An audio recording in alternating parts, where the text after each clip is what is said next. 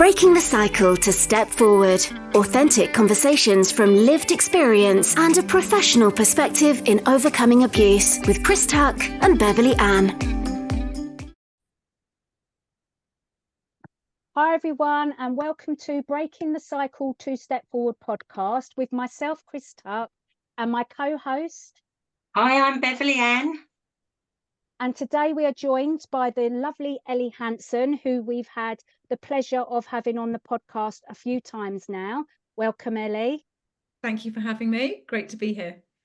And from the other side of the world, we have the fantastic Michael Salter, and sometimes he will be referred to as Michael and sometimes Mike. So, welcome, Michael. Thanks so much for having me, Chris. You're well, we're blown away to have you, to be honest. Can you just tell our listeners and our watchers what your life was like growing up and how you got into what you're doing today? And before you start, you are a professor of criminology. That just one title blows my mind. So we're listening. Look, I mean, I have a twin sister and an older sister.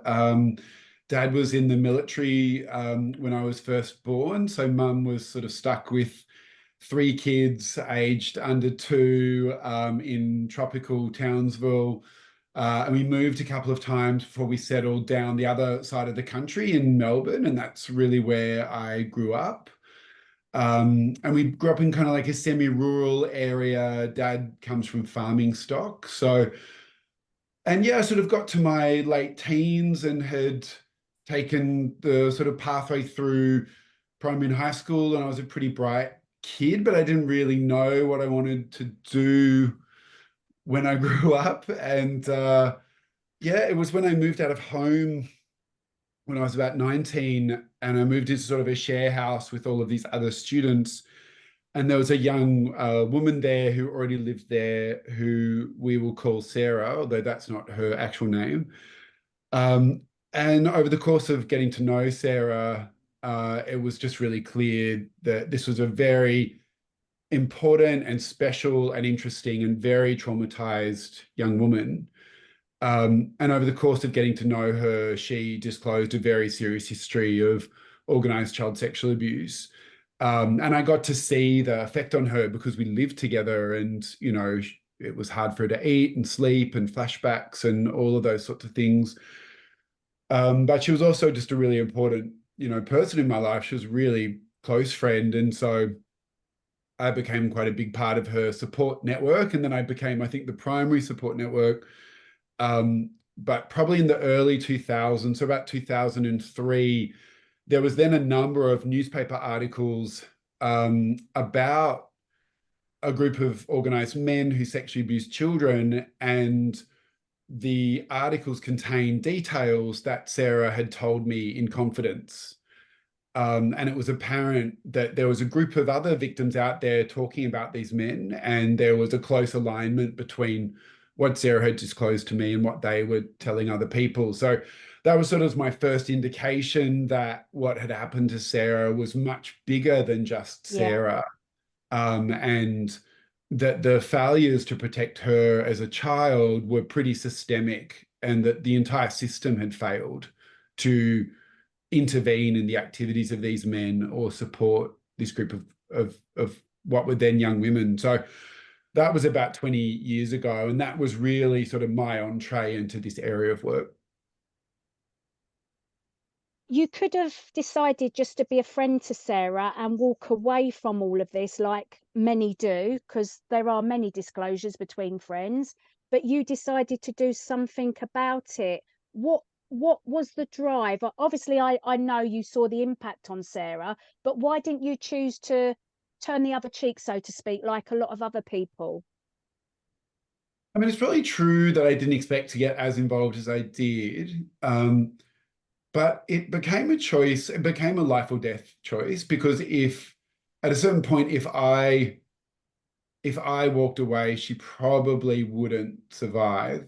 There was quite a bit of pressure as well. So we lived together on and off. for about 5 or 6 years, but there was a period of time when we lived together where the harassment was quite intense. So there was a lot of pressure on her not to disclose or participate in the law enforcement investigation. But on one occasion, for example, I came home from work and animal blood had been splashed on the walls, and there was animal offal left in the beds and things like that. And so there was quite active attempts to intimidate me, and it included phone calls. So there was death threats on phone calls and things like that. And at that point, that's the wrong way to throw me off the scent. Probably. Yeah. I mean, I think, if you want me to stop doing something, don't. That's So Antagonise you. at that point, I was really rusted on. I was absolutely furious, and we had a bit of contact with law enforcement, but they were quite useless. It was really hard to get her mental health care. And crisis services were pretty useless as well. So it over time, it sort of evolved where it was really the two of us against the world for a period. And she was still being abused at the time, and so there were a number of times where I had to take her to hospital because of what had been done to her. Yeah. And that there was about 2 or 3 hospital admissions in my early 20s, and we couldn't go back to hospital because nobody would believe us. And in fact, there was an attempt to frame me for the injuries that she was sustaining. So, at that point, it was just like my entire worldview had just crumbled, and I was trapped in this sort of parallel universe. And I was pretty furious about it, actually. So, but I was also, one day, Sarah was very good at reaching out for the help that she needed, and she did the research into her own mental health needs. She found the programs that she needed. She was somebody who really wanted to live and really wanted a different type of life. And so actually things did stabilize over time. We had to work really hard at it. And eventually, she had big life plans, and she had a whole career in front of her. And that involved her moving, actually. And I said to her, well, what am I supposed to do? And she said, well, you're pretty good at this. You should do this for a job. Wow. And the rest is what was history. that job? Well, I mean, I went back to school because, there was no research on this. This was 2003, 2004. There was no data. Part of my job previously was actually working for government, looking at evidence-based policy making and evidence-based public health. And our issue with Sarah was that there was no research, there was no data to support what had happened to her. And so, so I went back to do a PhD because I could get a scholarship, I could do the research. My PhD was interviewing people like Sarah in Australia, and that had never been done before. And really just unpacking the fact that there were many other people who were disclosing the sort of abuse that she'd lived with. And then over the course of my career, interview-based research has been really important in terms of just sitting down with survivors, speaking to them sometimes for, long periods of time. And there's some people I've done 20 hours of interviews with over a period, just documenting their life, but also just understanding, why did nobody notice? Why did nobody intervene? Where were the failures? And then as an adult, often people are systemically failed by the mental health system, by law enforcement, by criminal justice. And so a big part of my job, and I think also I really needed to recover from what I witnessed with Sarah. I was a very, very traumatized person in my early 20s, just from what we'd sort of been through together, was really putting the blame for that and the shame of that where it belongs, which is what there are people out there who are paid to do this. I wasn't paid to do this. I was 19. And why was I doing a better job than people who were getting a salary and doing this 9 to 5 days a week, Wow, 19. That I mean, you are admirable anyway, but to not shy away from it at such a young age. I mean, I know many adults that are much older that find it overwhelming, because it is overwhelming at times. Let's be frank. But it's also being stupid enough, like being young enough. Yeah. It's partly, you know, it's a very formative time for something like this to happen. You know, Yes. I think if I was 40 and had a mortgage and had kids, then that's a really different scenario. But I wasn't, you know, I was 19. I didn't know what I was getting into, but I would do it all over again. Absolutely. No, it didn't feel like a choice. It just No. felt like what had to be done. Yeah. You No. had this moral clarity, which hadn't been, you know, jaded or faded by the system. And actually what you then came across was that, you know, the system was working in a way that invalidated survivors, that invalidated Sarah, but like you uncovered everybody and worked to not see, to turn away from the abuse that she was struggling with. And in a way, sorry, Chris. No, you go ahead. I was just going to say, like, I think also over time realizing that, like, those failures were very acute for Sarah, but actually those systemic failures are really shared among so many people that live with child abuse or domestic violence or sexual assault. It was just that Sarah had really high needs and the stakes were so significant for her. But, you know, over the course of my career, realizing, no, this is a system design issue. Yeah. Yes. So your research that you did around victims and survivors of child sexual abuse exploitation, how did that then lead into perpetrator prevalence research and your survey? So a couple of years ago, just for the listeners, I conducted the world's largest perpetration prevalence study. So the data that we have on how common child sexual abuse is, it comes from victimization surveys where we ask adults what happened to them when they were children. So when you hear data that says, you know, 1 in 3 children or 1 in 4 children is sexually abused, that comes from these large victimization surveys. But the issue for me was when I'm doing interviews with survivors and they're talking to me about perpetrators, it's not matching up with the criminal justice data. And it's not matching up with, like, frankly, like what forensic psychologists, when they're talking about pedophiles, like the sort of people that like Elly and I, the sort of perpetrators that Elly and I hear about quite a lot in our work, that's not what the forensic psychologists are talking about. And we know that they only catch like 3 or 4% generously of all adults who sexually abuse children. So there's this massive dark figure of sex offenders.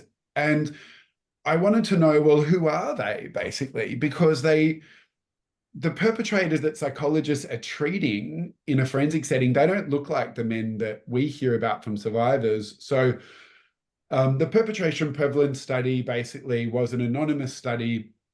We asked a representative group of men, so 2,000 men in Australia, but 1,500 men in the UK and the US, a range of questions, including we asked some questions about their childhood, about their health and well-being. We asked demographic questions, but we asked them a number of questions about whether they were sexually interested in children, and whether they would sexually abuse a child if they knew that they could get away with it. And we also asked about offending, so contact offending, but also online offending. And so some of that data is published, some of that data is under review and will be published. But sort of the headline figure was that about 1 in 10 men in Australia and the UK acknowledge some offending against children while they are adults. And about 1 in 15 men acknowledges sexual interest in people under the age of 18. We asked questions about whether men would sexually abuse a child under the age of 10 if they knew that they could get away with it. And it was about 4 to 5% of men. So that's not small. But I think the important takeaway for us was for men who are sexually interested in kids who are sexually abusing children, and that was about 5% of men in Australia and the UK, these men were actually doing quite well. So they, they were more likely to be married. They were more likely to be working with children. They had good social support networks. They actually presented quite well. And so for us, that was quite validating when you think about the sorts of perpetrators that survivors talk about, and often those are the perpetrators that don't get caught. They did actually look like this group of men, to be honest. And there's been a bit of research done in Australia looking at men who are caught after 10 or 15 years of abusing kids. So they do get caught, but there's been quite a long lag.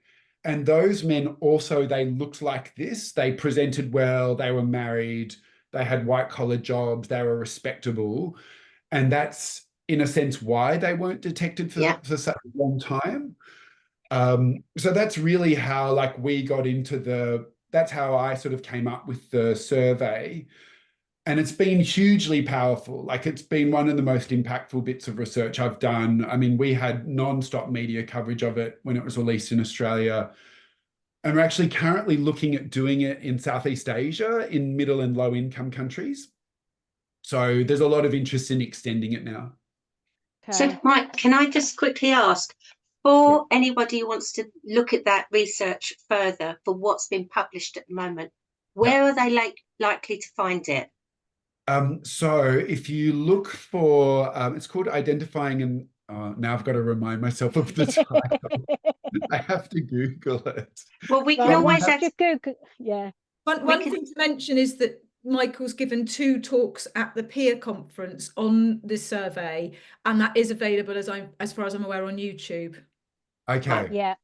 Because what we can do, and what we can do is, anyone listening or watching, we can add some links under this so that you can access more information, because obviously it's something that is so important and something that we don't want just to be tucked away. No, that's no problem. And the Australian data is available publicly, but at the moment, we're just going through the publication process for the UK data. Sorry, Chris. No, that's fine. We're all talking over each other. I think we need to use our hand function, people. Anyway, there are such staggering statistics that have come out of that research paper that you've done, all of that research, so much so that you sit here with your jaw open. And I think lots of people, when they hear it for the first time, general public, they will be astounded as well. But what action has come from you publishing this paper, if anything? What has your government done? What have other governments done in other countries? What kind of conversations have led on from this research that you've done? So there's a couple of pieces here, because it's comparative and we can look across the 3 countries. Just for your interest, actually, child sex offending is higher in the US than it is in the other 2 jurisdictions. But we can then do an analysis to say, well, what are the factors that explain that? Why is offending higher in the US than the other 2 countries? There's actually 2 things that explains that. One is adverse childhood experiences. So ACEs are actually higher in the US than in the other 2 countries. And what our data indicates is that children, where there's more abuse and adversity and trauma in childhood at a higher level in the community, there's a group of boys that impacts in a particular sort of way. It dysregulates them sexually. And this is not true of all boys, but it's some boys. That childhood adversity triggers an underlying vulnerability to sexual interest in children. But also, the more adverse childhood experiences, the more behaviorally disordered the boys become.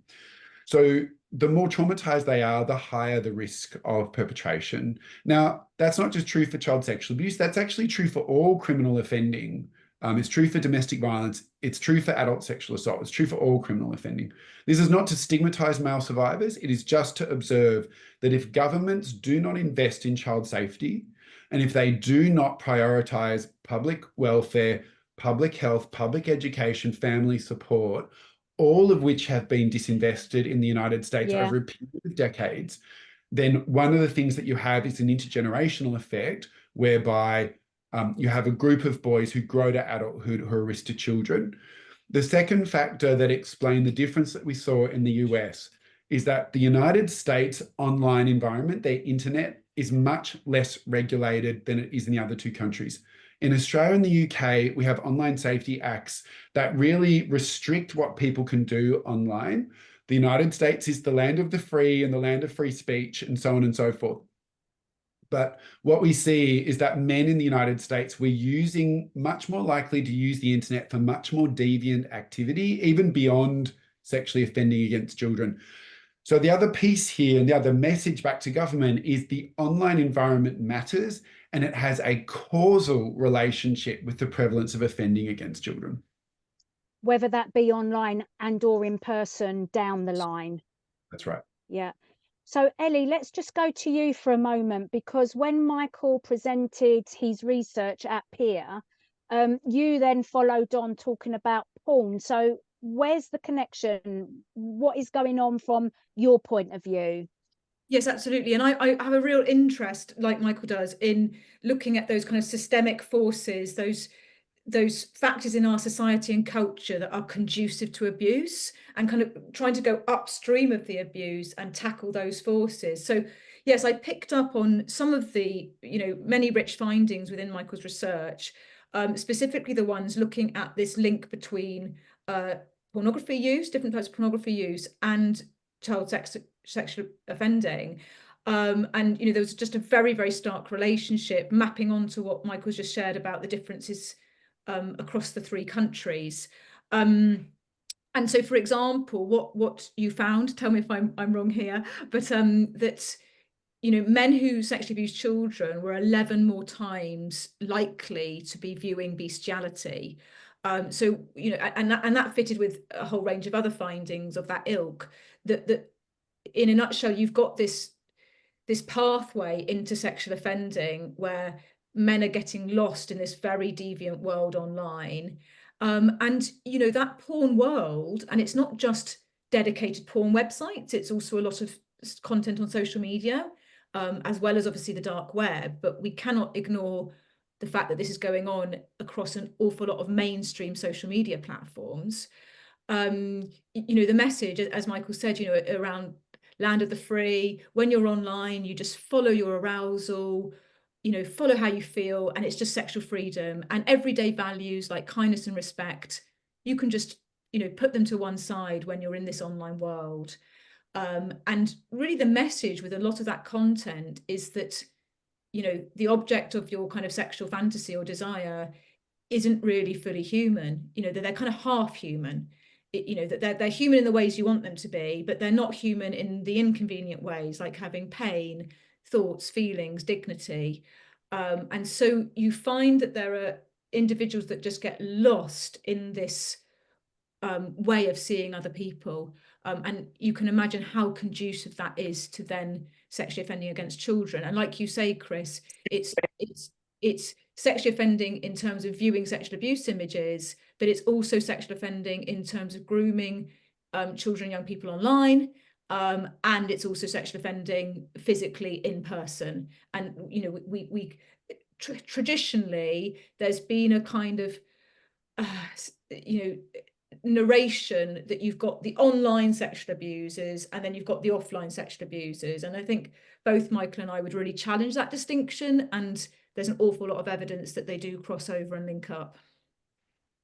And I've challenged that at every peer conference and every kind of, online event that I've ever been to, because I'm like, we talk about online abuse over here in a silo. We talk about offline abuse. Bev and I are both survivors of intrafamilial abuse and stranger abuse as well.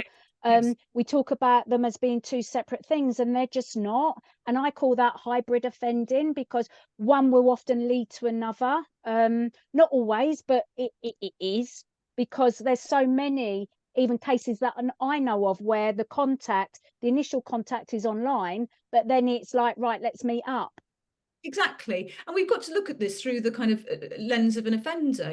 They're not thinking, oh, well, I will only offend in this one way. It's about, what opportunities do I have to offend? If I'm approaching children in this way, where I'm not seeing them as fully human with all of the dignity and respect that demands, then I'm not seeing them as fully human in all of these different spheres, and I'm going to come to Bev in a minute, but just on that point, it's also as well the child that's often been abused within the family home, whether it's mental, whether it's physical, whether it's sexual, or all of that, or even just neglect. They are finding or wanting love and a connection, so that they will go wherever they get that, whether it's online, offline, and they're often vulnerable to further abuse. So the ACEs aspect of all of this does come into it. So adverse childhood experiences does come into it. And I know Beverly's really wanting to come in, but Michael, I just want to pick up on one point.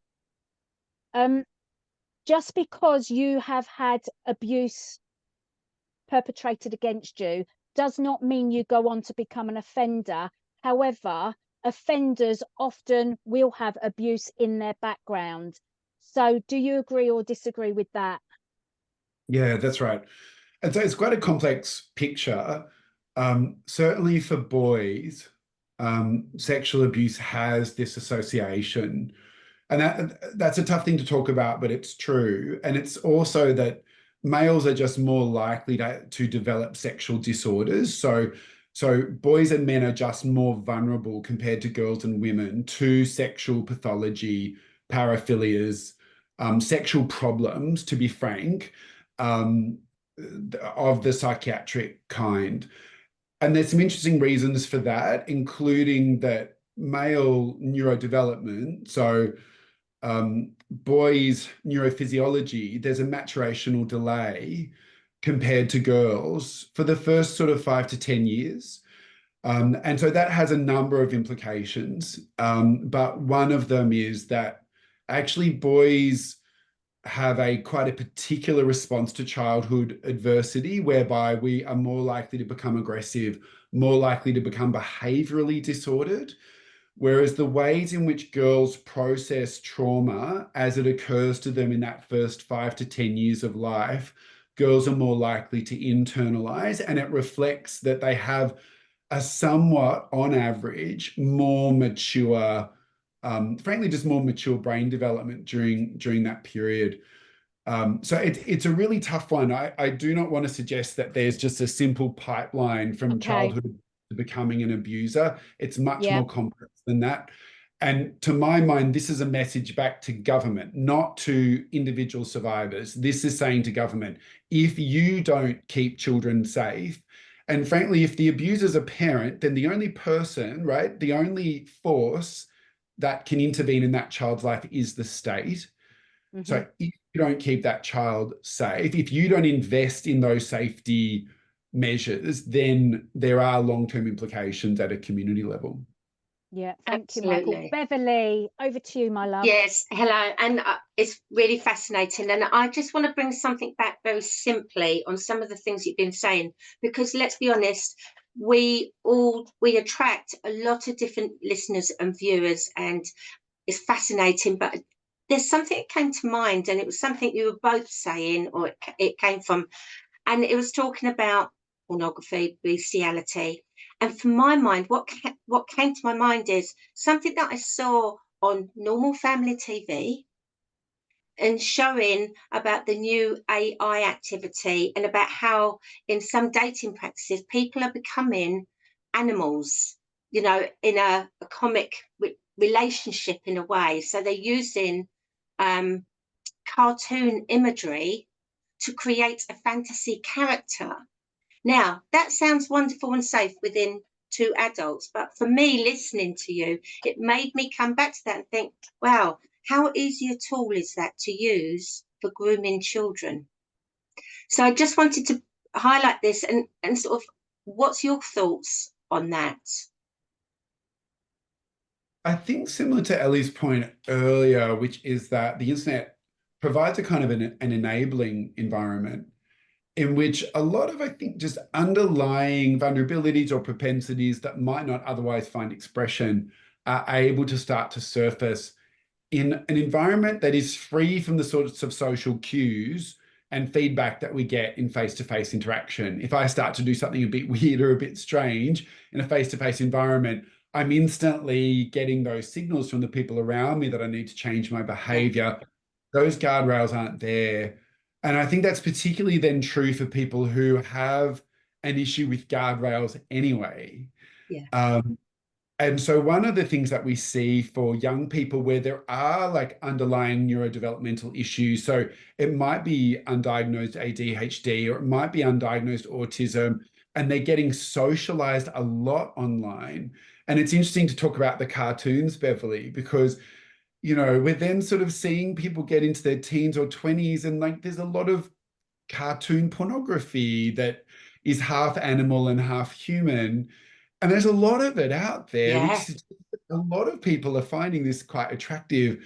And I think at a certain point, there is a question about how do we start to put structure back into the internet? How do we start to structure the environment so that it's not pervasively sexualized? How do we start to build consequence back in so that people are getting those signals that say, you know what? I think you might be spending a bit too much time with this cartoon bear. You know, maybe it's time to come back to reality. It doesn't have to be like this. But again, that's partly up to government. It's also partly up to, I think, the community to start to articulate those expectations back to government, because I think without pressure from us, they're not going to put pressure on the technology sector. Yes, and I think one of the issues... Sorry, Ellie. Just a quick point. When I think one of the issues is that, you know, what we're talking about here is really, you know, really problematic and really harmful and a really big issue. And yet it's not always getting that public outrage and concern because it is happening behind closed doors. It's happening, you know, within these online worlds, in inverted commas, you know, these echo chambers and filter bubbles where, you know, when I go online, I'm seeing perfectly reasonable things. So I'm totally unaware of the fact that there are all of these people caught up in these very deviant subcultures. And obviously that is then bleeding out into other parts of their lives. So I think it just brings us back to the importance of research like Michael's that, you know, exposes what other people's worlds look like in a way that we can no longer see, you know. Absolutely.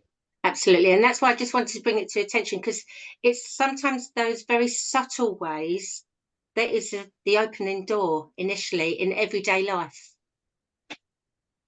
But I think it's about bringing it back to basics as well. And when you were saying, Michael, about, you know, what is reality and the guardrails, what is morally right, wrong, what is acceptable, not acceptable. And we've spoken about this, Ellie and Beverley, in other podcasts about PSCHE, the education within schools. And if some parents or some cultures or, you know, some different religious, whatever it is that's stopping you from having these normal conversations about what sex is, what a good relationship looks like, all of these things that we need to get back to, then our children and young people are gonna grow up very confused, and we then can't say, well, we can, but it might not be acceptable. But the laws of the land in this country, for example, look like this. They might not look like that in another country, but, you know, we need to be educating everybody on what the laws are and what healthy, unhealthy relationships look like. And this particular government of ours wants to cut VULG by 50%, but they can't be doing that when they're doing one policy that says this, but then they're doing something else that is actually hindering that policy, and it won't help them with that policy. So it's all very confusing, the whole bigger picture. Completely agree. Completely agree, Chris. And I think, you know, coming back to something Mike was saying earlier, you know, what does government need to do? Well, it needs to tackle adverse childhood experiences, you know, both in and of itself. We do not want children suffering, you know, in these appalling ways. And that is leading to further harm down the line. We also need this regulation of the online space to a much greater degree, and other corporate forces, you know, systemic forces that are conducive to harm. And like you say, we need that really solid education, which is in, you know, should be in schools, but in other parts of children's lives as well, that you know, children are being bombarded with all of this content online and with this message that nothing matters, anything goes. So like you say, there needs to be a really strong riposte to that, which isn't just, you know, a set of do's and don'ts, but goes deeper. And, you know, really, I'm in favour of PSHE, you know, that kind of life education in schools, really coming from this place of core values, you know, helping young people identify what are their core values, and then being able to navigate the world with those core values front and center. And, you know, the research on this is actually really positive, that the majority of children and young people, you know, they are governed by compassionate core values, you know, respect for one another, respect for the world around them. What's so fascinating is that as children get older, they start making this mistake that we as adults very much make, which is that we judge other people as being less driven by those core values than we are. Because, you know, we're confronted with all of these kind of capitalist forces telling us to value fame, status, money. And so we think that everybody does value those things and that people are less moral than they actually are. But, you know, children start off being very moral human beings. We continue in life like that, but we make the mistake of thinking that most other people aren't. If we can bring children back to that core, then I think that's a really good basis for resilience in the face of this of this onslaught. Yeah.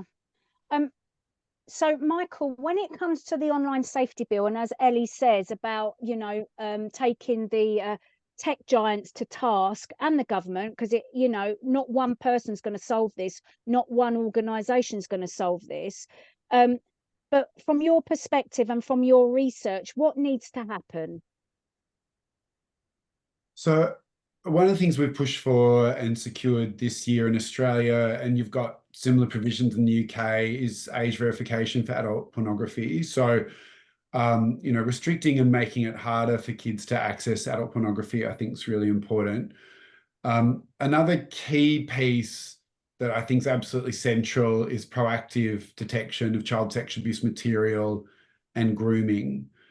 So we're getting a lot of pushback from industry on this. But at the moment, the reason why there's more child sexual abuse material circulating every year and than the year before is because, I'm just going to say CSAM now, child sexual abuse material, the removal obligations are reactive. So companies only have to remove if they're told about a particular file.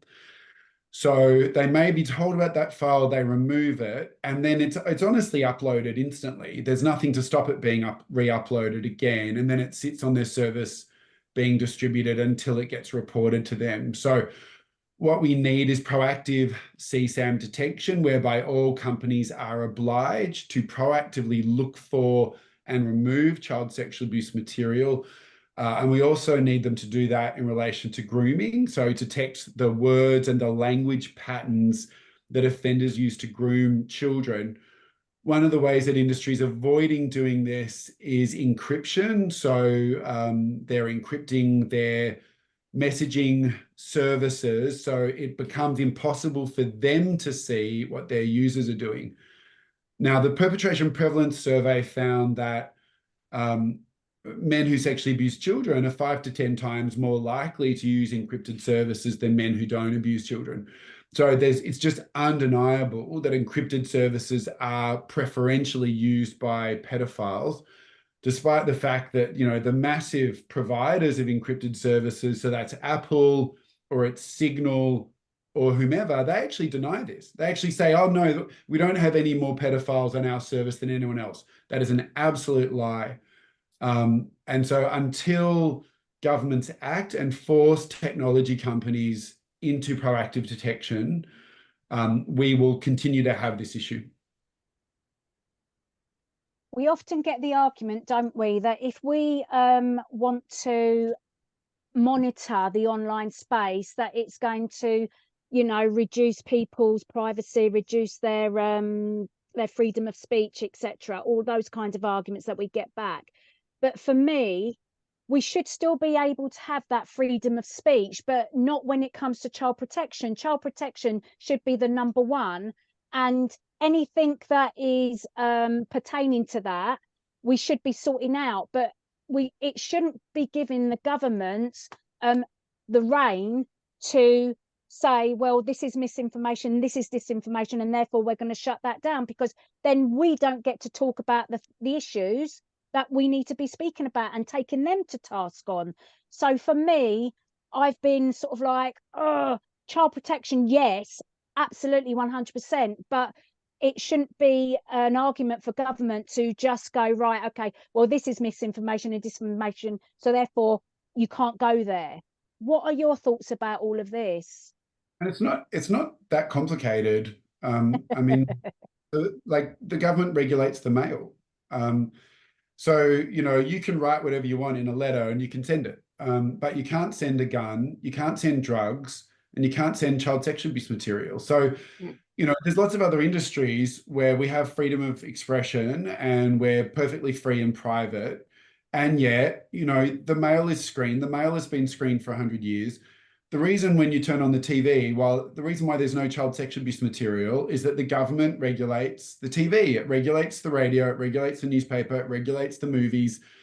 Like, we have had these accommodations in place for our communication channels for a century. So I think often online regulation gets presented to us in this either or way. And it's ridiculous. There is no democratic country in the world that has declared the right to absolute privacy. Not even in the United States do you have a constitutional right to absolute privacy. It's always a qualified right. And technology companies have taken upon themselves to declare the existence of a right to absolute privacy. And then when governments try to institute basic democratic oversight, the technology sector resists. Well, frankly, I vote for my government and they have some incentives to act in the public interest, and the technology sector is only acting to fill their pockets. You know, when they come out of the gate and they say, we're defending human rights, you know, we're all about civil liberties. They don't care about civil liberties. They care about profit. That is their motive. You know, that's what they're up to when they're encrypting their services. So I'm sorry, but particularly when it comes to children, the only force that we can rely on that is equivalent to the market to protect children is the state. And the constant refrain from the technology sector, oh, it's parents. Parents are going to look after kids. Well, actually, a lot of parents are abusing kids. A lot of parents don't understand technology anyway. There's a lot of kids in out-of-home care. They don't have a protective biological parent. There's a lot of vulnerable kids out there. And so when responsibility for online safety gets pushed onto parents or families, well, that's really nice for like safe, happy, middle-class families. Yeah. But all these other kids just get thrown to the wolves. Yeah. Absolutely. Absolutely. Ellie. I mean, yeah, obviously completely agreeing with all of that. And I think, you know, just to pick up on that point from Michael about the tech companies, that a lot of their arguments are in bad faith. You know, it's this disingenuous conflation of child protection with threats to free speech. You know, as Michael's saying, no one is threatening to curb somebody's speech. Child sexual abuse is not speech. Yes. And, you know, we're talking about the equivalent of a virus scanner. So when somebody's writing a message, you know, before it goes to somebody else, it is scanned for child sexual abuse material. No one's complaining about having that as a default on your computer to spot a virus. So, you know, why this conflation and this kind of constantly moving the goalposts and making out that we're saying something that we're really not saying? You know, it speaks to kind of bad actors in this space. And what you find is that you find these very vague terms that are co-opted to serve their purposes. So, you know, we've had Mark Zuckerberg and co, you know, raving about freedom. Well, whose freedom? You know, is it the freedom of these big corporations to make a huge amount of money?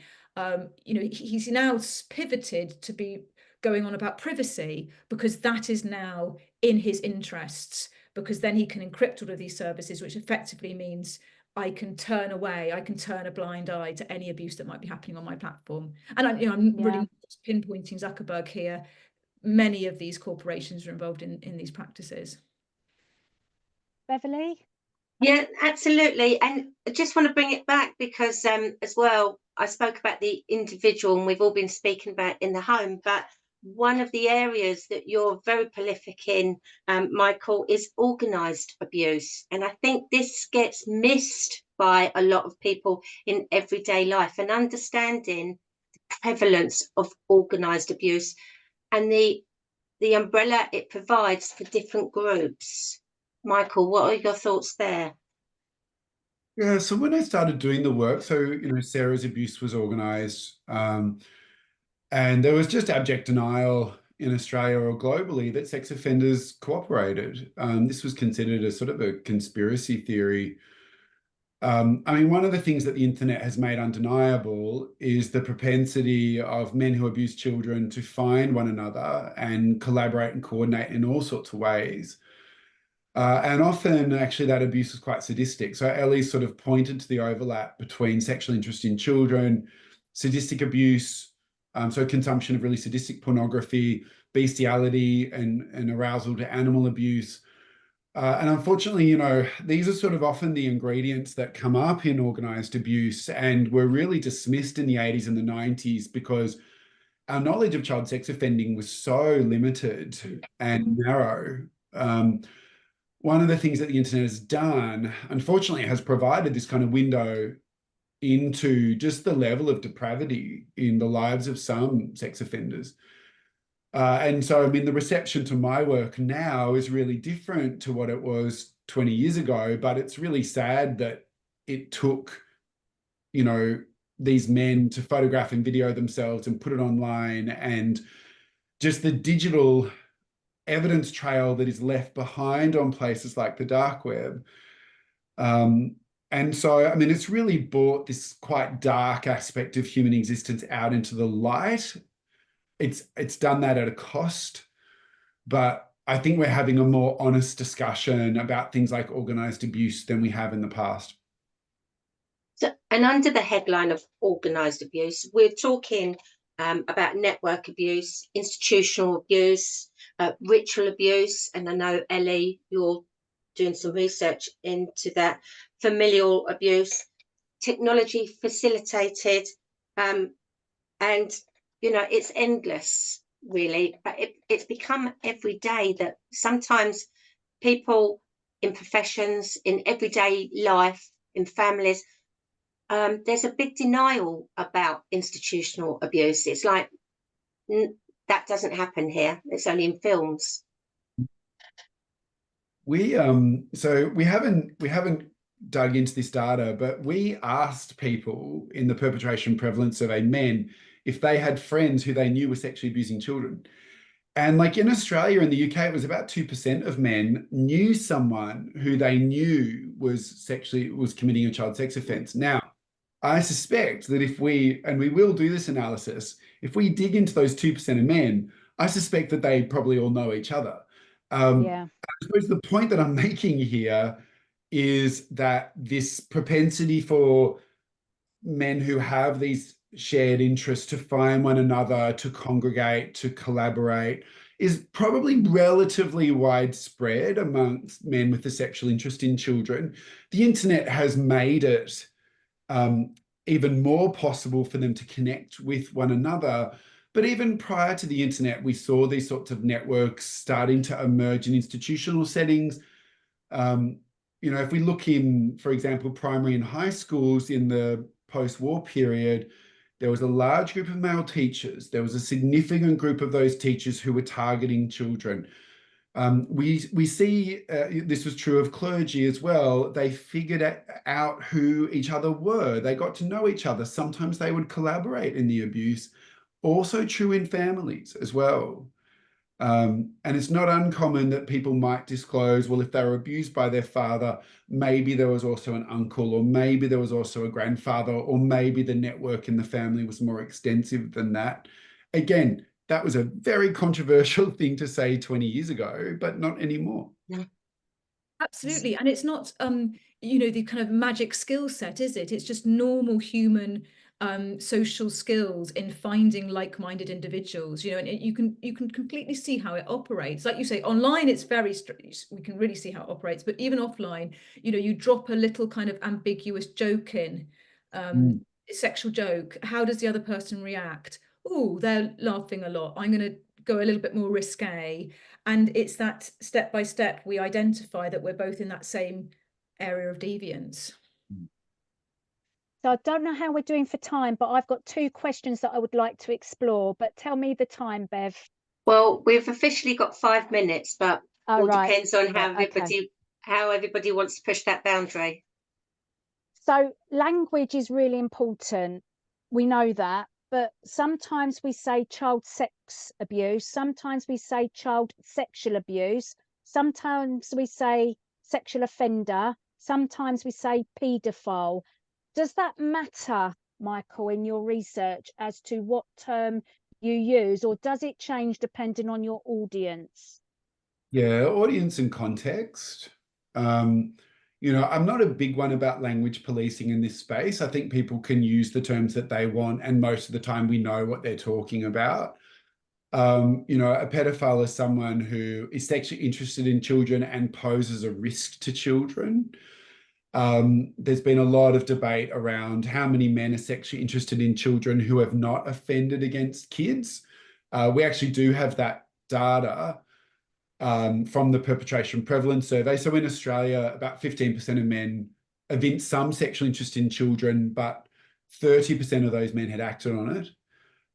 That's not to say 15% of men are pedophiles. Pedophile is quite a specific category. You really need to pose a risk to children. Yeah.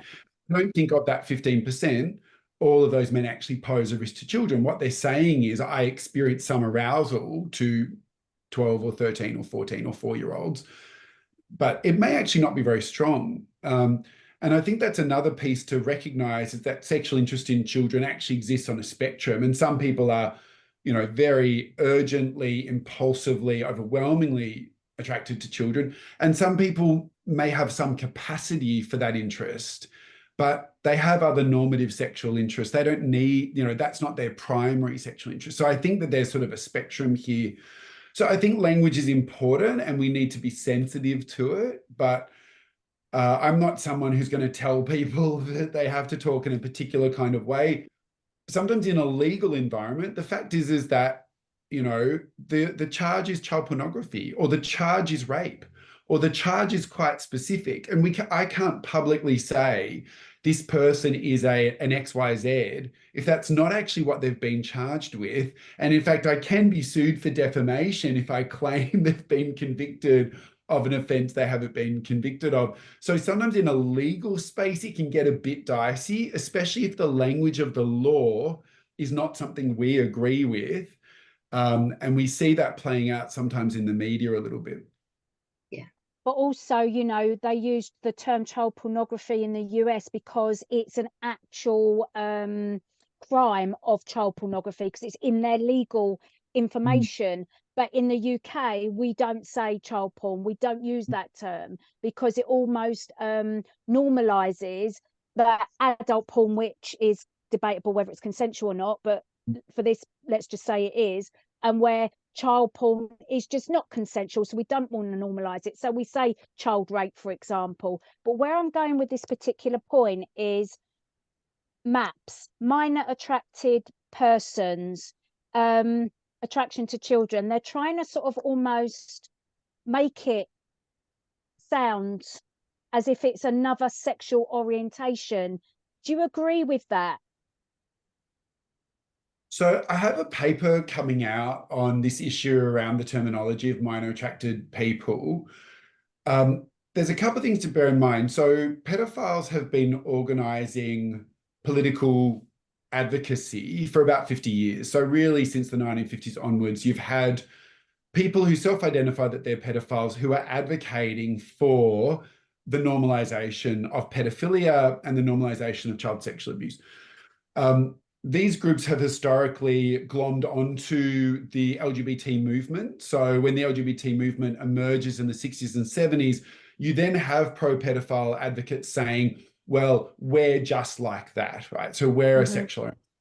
So it's just important to recognize there's quite a long history of pro-pedophile arguments that pedophilia is a sexual orientation, and therefore pedophiles are a sexual minority, and therefore pedophiles have the rights that come with being a sexual minority.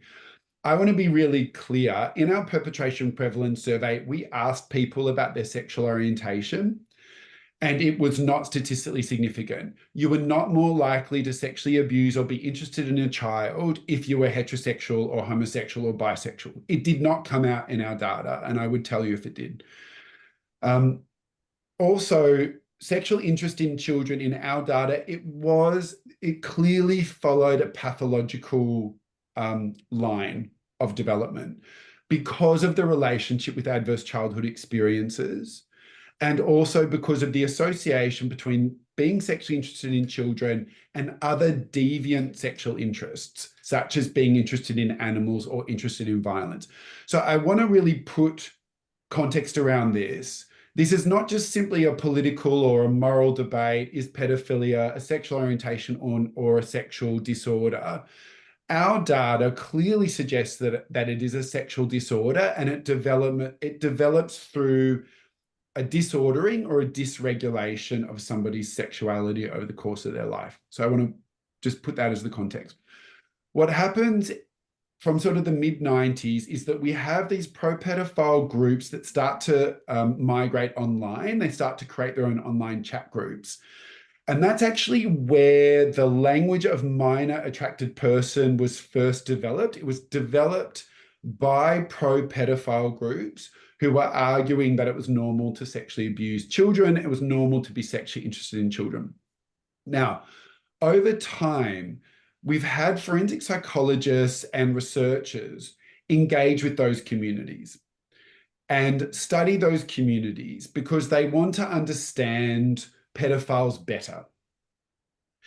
The issue is that those researchers have adopted the language of those groups in order to collaborate with them, in order to, in a sense, show that they're not a threat or a risk. We're sympathetic to you. They've started to adopt their terminology. And we've seen the language of minor attracted person migrate into the academic literature, where we now have academics saying, this is a neutral term, this is a scientific term, there's nothing wrong with this term. Now, alongside the migration of the term is also the migration of the logic that says that a minor attracted person is a sexual minority, right? They're a member of a sexual minority with sexual rights. So it's actually not true that it's a neutral scientific term. These academics they've also adopted the advocacy logic of the pro-pedophile groups, a logic that goes back 50 years, that says we have particular human rights that are being breached by the stigmatization of pedophilia. So that's really the gist of the paper that will be published over the next week or two, is just being really clear that in the process of collaborating with these groups and adopting the terminology of these groups, these academics in certain respects are laundering pro-pedophile advocacy as neutral scientific findings, but they're not neutral scientific findings. Yeah. Thank you for clearing that up. I mean, that is just like, how, because many survivors that I see that we work with, and especially online, when we come across all of this, we get so angry because we know the harm that's been caused to us as children, young people, because of what has happened to us. And when we see them getting a little bit of attention or being accepted, it's almost like, no, what's going on? What's going wrong with this world? This isn't right. Where are the people standing up for victims and survivors? So what you just said there, thank you, Elly. Absolutely. Well, yeah, and just following on from it, I think, you know, as Michael said there, the kind of migration of that worldview, and like you say, that kind of academics who have been inculcated in that worldview and are then inadvertently, you know, furthering it, this has real consequences. That even if these people who are using this term MAP are saying, well, it's still wrong to abuse children, under that heading, under that worldview, a huge range of other practices then become normalized. You know, child sex dolls, AI child images, child sexual abuse images. Well, all of this is just, you know, the rights of the sexual minority, rather than actually you're indulging in a really harmful you know, arousal pattern that you have that you need to curb and repress and deal with in another way. So it's quite a kind of slippery slope, I would see, from the use of that term onwards. Absolutely. And I am sorry, I'm calling time now. We've come to the end. I don't know about you. So much to absorb, and I will be listening to this again. Anyone listening or watching, if you've got any further questions, please email us at breakingthecycle2stepforward@gmail.com. We will be adding links as well underneath the podcast and video. Michael, can't say thank you enough. Ellie, thank you. Chris, last thoughts, quick last thoughts, because I know, because everyone's got to go. No, just thank you for your participation, and anytime you want to talk to us again, Michael and Ellie, please just say the word and we'll have you on in a heartbeat. So thank you. Absolutely. So thank you, everybody. Please look after yourself, because it's a challenging conversation. Love the hearts you've got going up there, Ellie. I wish I could find them. But anyway, have a fabulous day, evening, whatever time you're listening to this, and please look after yourself. Thank you very much. Bye, everyone. Bye. Bye. Bye for now.